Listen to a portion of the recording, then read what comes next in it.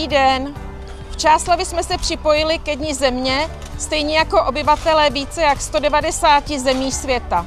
22. dubna bylo na náměstí instalováno drátěné srdce, kde je možné a žádoucí ukládat plechovky od nápojů. Město tak chce přispět k třídění odpadu, neboť v našem městě třídíme jen polovinu odpadu.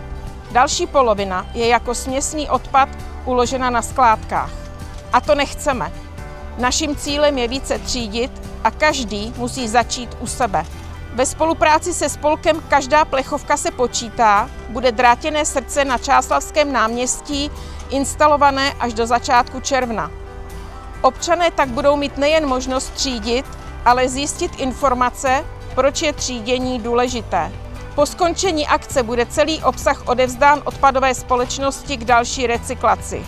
Víte, že hliník se dá recyklovat do nekonečna bez ztráty kvality materiálu?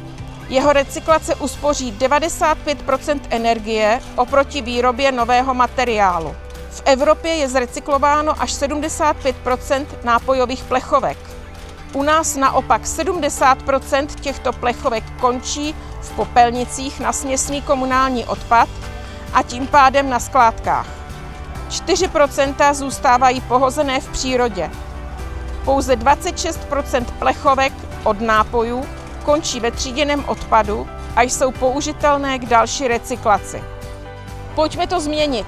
Srdce na náměstí je důkazem, že nám není jedno, kde odpad skončí.